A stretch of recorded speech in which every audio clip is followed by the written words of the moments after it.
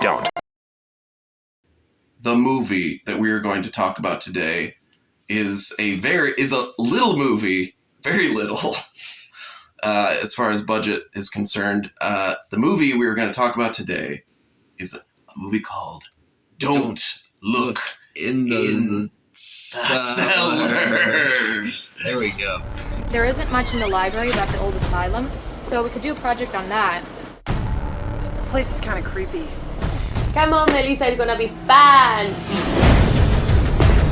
Why would they keep the electricity on here? What is this police tape for? Whatever happened here was 10 years ago. This is an asylum. They didn't have a way out. Based on a true story.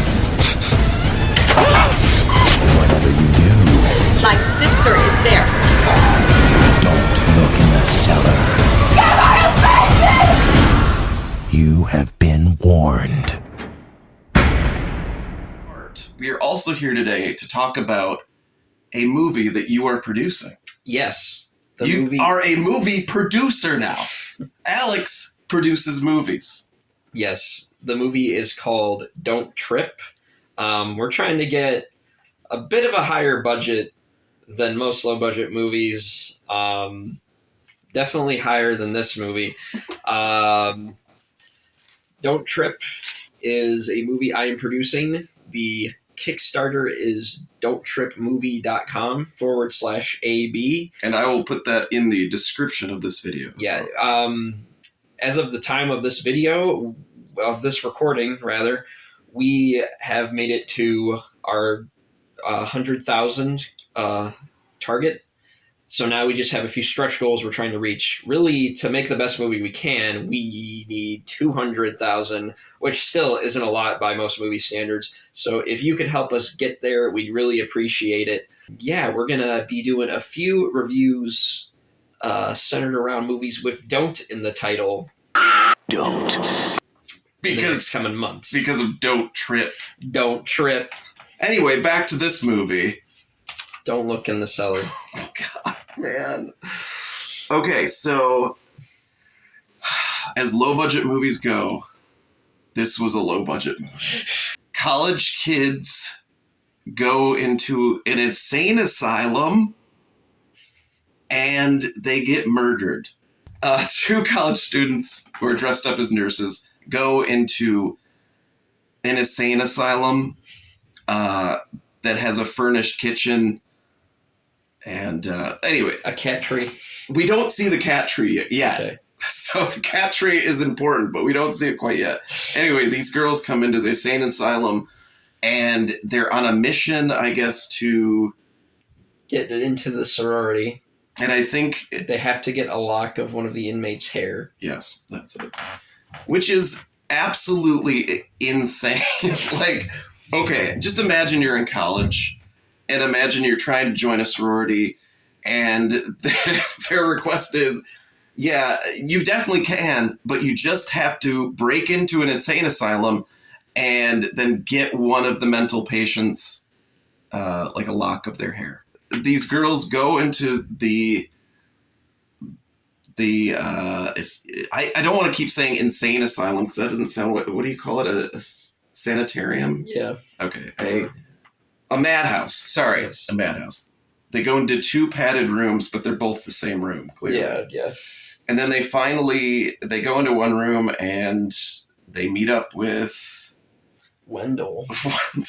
Very inspired, wide-eyed performance. He has a job and he does it. He's just a eccentric, wacky guy who loves talking to people about how they shouldn't go into the cellar. Yes, wide-eyed, wacky, you just described him perfectly. Basically, whenever we see Wendell, he's like, you should leave. Lendl won't like it if he sees you. Lendl won't like it if he sees you around here. He's the evil one. I'm Wendell. I'm the good one. And then these two girls come in and they're asking him questions, and then what happens after that? This movie is leaving my brain. Like right now, I can feel it drifting They keep away. exploring and they find the other padded identical room, which has This room has Lyndall in it. Oh, yes. So there's Wendell and Lyndall. Yeah. Lyndall, Is not as talkative. Has No. more hair, though, surprisingly. he has a lot of hair. A lot of it is covering his face, as aspiring insane asylum serial killers tend to do. His face is covered up by his hair. And of course, the girls are like, oh, this must be the person whose hair we should cut, because he has a lot. And they play up their identity as nurses and say that they're going to cut his hair. And he's like, I always knew this day would come, or something like that. And that's when he snaps, grabs their scissors, stabs one of them, and then uses her blood to paint on a burlap sack that was handed to them by Wendell. Mm-hmm. Basically, those two girls get murdered, right? I don't think the other one does. Oh, yeah, you're right. Only Yeah. one does. Because Lyndall is too busy taking this girl's blood and painting a smiley face on the burlap sack. yeah, And then he puts it on, he's like, I'm Smiley. It's Smiley. then 10 years in the future, right? I think. Yeah, well, they play it as like, this was all an urban legend being told by a woman who's teaching a class on history. Right, and then, Which is confusing because the woman we just saw get stabbed is also teaching the class. but she's the woman. It's the same actor. Yeah, So it's supposed to be the same person, right? but she just died. We go to a college, or a College classroom. a yeah. college classroom, which looks fine. It looks okay as far as the sets in this movie go. And it's one of the victims from the beginning. Also, I want to mention that on this disc, there's only two things. There's the movie and the trailer. And the trailer says that this is based on a true story. And I'm going to tell you, I don't think it is. Lies. Fargo did that too, so we can't really put them down for doing that. Texas Chainsaw didn't do it. That's true. They just gave John Larroquette a joint and told him to say some stuff. We're in a college classroom, and all of these students are 30 or older. All of these students in this classroom kind of are familiar, or at least know each other, because I think the very next scene is at a pool. A bunch of these college kids are at the pool party. They're talking about the insane asylum, madhouse, sanitarium. And they're all saying, hey, we all need extra credit in this class about urban legends of serial killers. So why don't we spend the night in this crazy asylum, and then we'll learn stuff, right? And then we'll get extra credit because we're there. In this group, we've got a whole slew of characters, of which I don't remember any of their names. The only ones that I remember are Heather, who is your lesbian character, Yes. and Melissa, who is the one that doesn't fit in with the others, and she's also the focus of our story.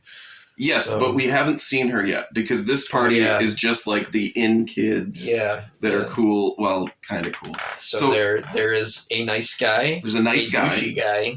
A douchey guy that's constantly making the worst jokes ever.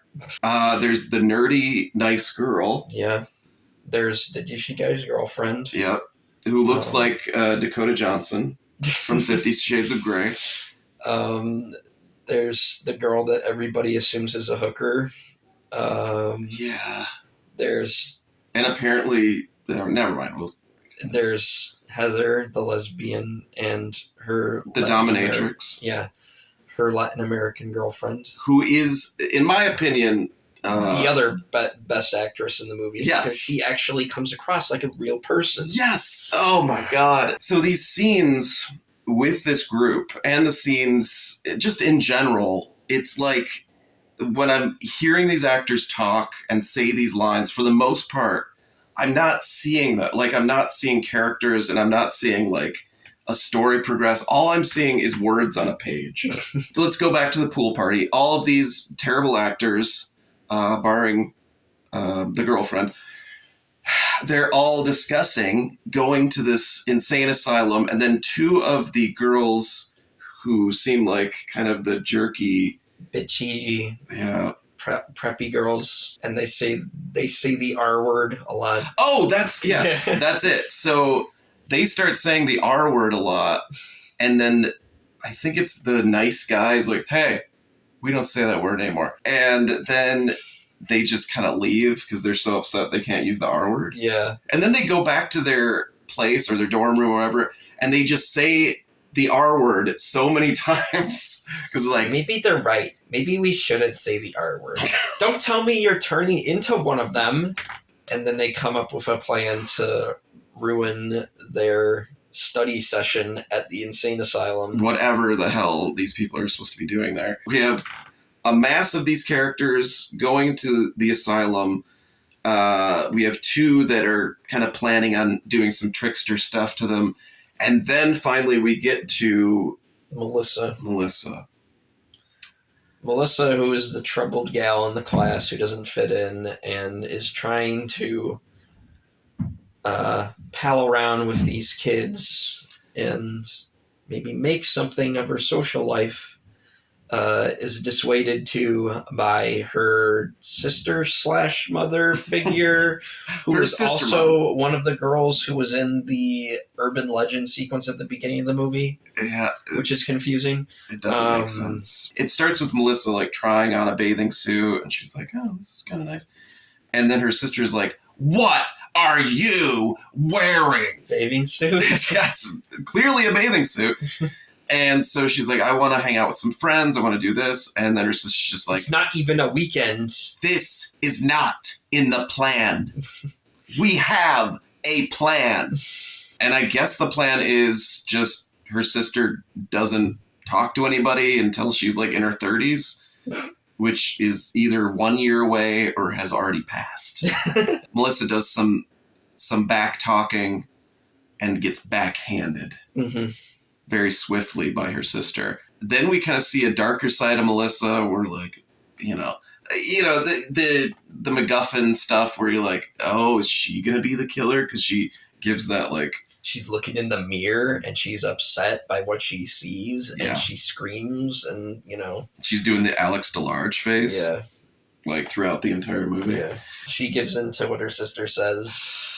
Yeah. And then the next day in class, when the kids all reveal their perfectly sound plan to study at this insane asylum to the professor, she's like, oh, yeah, sure. Yeah, fine. Good idea. And then nice guy tries to invite Melissa. She agrees to it? No, she doesn't even say anything, but they're like, meet us here and you can be there and then we'll be there. We'll all go together. And she's just like, okay. The Halloween night comes, which is the night they're doing this experiment. Of course. This ploy to get extra credit. Melissa tells her sister, mother figure about the plan, and this time Melissa is the one who backhands her sister. Yes. And like steals her shirt. She doesn't she wallops her with a big old like ham fist, drops her to the ground, like the hammer fist, and like fake kicks her, in the chest. But before she does that, she's like, "That's a nice shirt." Like she's the Terminator. Yeah, like she's gonna and then she's going to the thing because she's her own person now. Yes. Okay. So. Nobody puts Melissa in a corner. So they're all deciding to go and study or whatever at this asylum, but it's also Halloween, so they've decided to also have a Halloween party there. Yes. And she shows up and she swears she just has a white shirt that's just ripped up. Yeah. And what did she say her costume was? She doesn't even say what her costume is. She in probably your best scene, she illustrates later on that she doesn't even know who she is or what her costume is. Who am Or I? what her... None of these kids, this is what blows my mind in low budget, like, bad movies, is that none of these characters like each other. None of them do. They're constantly, like, at each other's throats and want to kick each other's asses, but then they're friends somehow. So they eventually go through the wooded enclosure of the asylum. And then we see like a wide shot of the asylum itself, and it's like a big mansion, which doesn't make sense because in this house, there's maybe 3 rooms and 2 hallways. They get there. They And enter the door code, which is 6666. And it's smart. It's 4 6s? Yeah. The smart gal whose parents work at the city got a key to the asylum. Right. And also has the floor plan. And they get in, but also the 2 bratty, preppy girls are in the asylum. Oh, yes. They find their way in. And they also find Lyndall. Or should I say, Smiley! Things that happen a lot in this movie. People getting stabbed, but no wounds, and then we just get a spritz of blood in the face. Those 2 girls die, and then they're exploring the voluminous, the cavernous, the huge asylum house. So in this asylum, things that you wouldn't expect to be an asylum.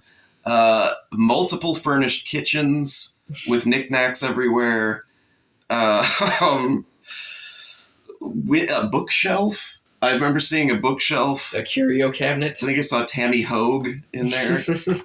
Yes, a curio shelf. So many curios everywhere. Just knickknacks and stuff you'd see like hanging in on somebody's house. Yeah, like an old couple's house or pictures. Yeah, like on a mantle. Family photos. There's like you just move it out of the way. Out of all the things. Something that Alex just already mentioned. There was a cat tree in this asylum. This fucking cat tree, we saw it like 10 times.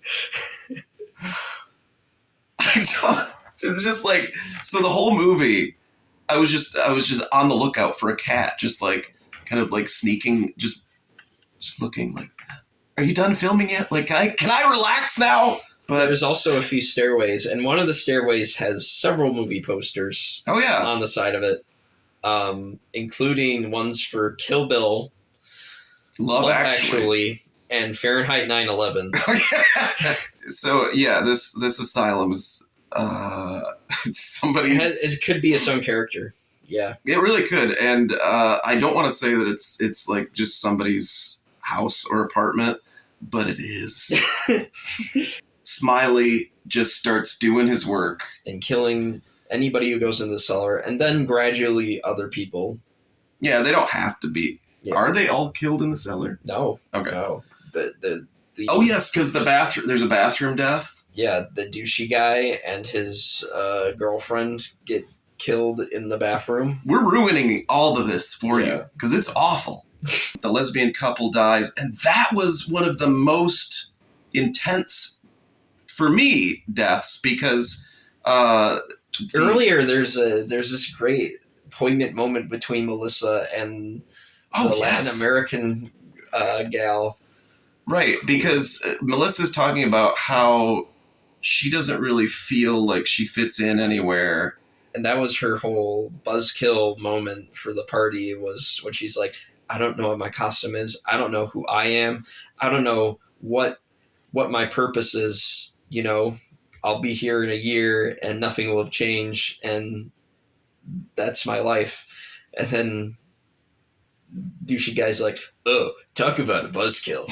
And the Latin American girl has a great moment where she talks about being an outsider because she's from another country and she likes girls. But she found Heather, And, things are different now. And it was this incredible moment where she's like, you don't know, like, there's always the fear of the unknown and the fear of, like, not knowing anyone. But you don't know until you go out there and you try it. And you won't find anyone until you really try to put yourself out there. And I was like, holy shit, we just had a genuine moment in this movie. People are getting sliced and diced. We're seeing a lot more of Wendell. Yeah. Wendell's showing up, and also Melissa's sister comes. Yes. Melissa's sister calls the teacher, and is like, "Do you know about this party that Melissa's going to?" And she was like, "Oh my gosh, the kids are actually going to the asylum." I was just egging them on, I didn't think they'd actually do it, though. I just told them I'd give them extra credit if they did it. I didn't think they'd actually do it. And that's kind of weird that they know each other since they were both the actresses in the flashback, I guess, but it was supposed to be an urban legend. But you kind of figure out later that it wasn't an urban legend. It was actually a flashback. We're getting a lot of information about this asylum and what happened. And we get some flashbacks here and there. Basically, what we find out, everybody's dying, everybody's pretty much dead. We find out Melissa's mother used to work in this asylum as a nurse or a doctor, I'm not really sure. Mm-hmm. And at some point she was supposed to go by herself and stop a fight between 3 inmates in a padded cell, but instead they attack her and do bad things to her. As a result, she has a child. That child is Lyndall. Melissa finds out she has a brother, and so now she's really excited that she has a brother. Kind of. Even though it does give her an emotion. Yeah, she does have a different face. This movie sucks, big time. Let's just say it all boils down to a meeting in the basement between Melissa, her sister, Lyndall, and then Wendell shows up. There's some blood sprayed in faces. Some people live, some people die. But that's a horror movie for you. It looks good. It doesn't look like total shit. There are some washed out shots in it. There's shots where there's too much shadow, but yeah. There's some bad ADR. All of the gore special effects, terrible. Kind of, yeah. Really not bad. There. You don't really see any wounds or anything, but like the beheading and the behanding are what they are. They're okay. In a way, this movie was successful because it was a movie. Yeah. And they put it out, and we saw it.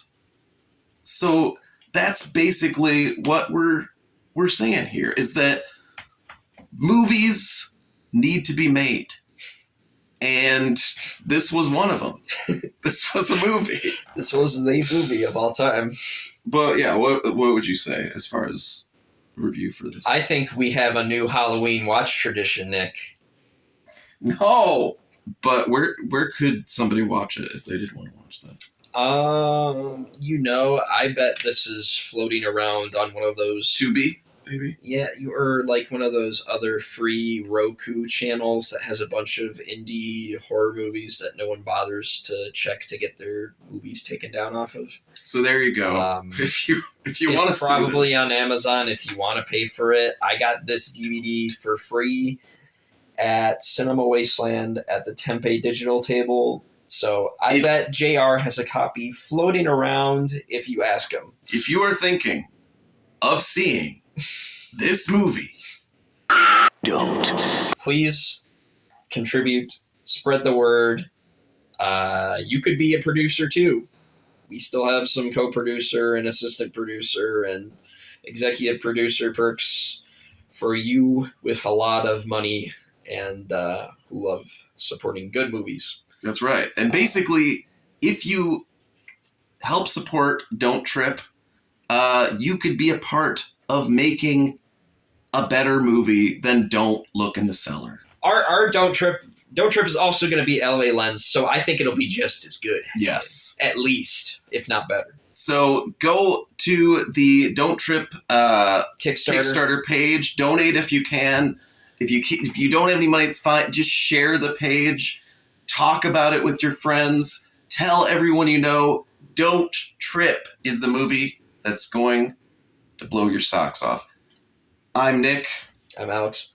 We will see you at the next B-Movie Euphoria Don't Review. See you later.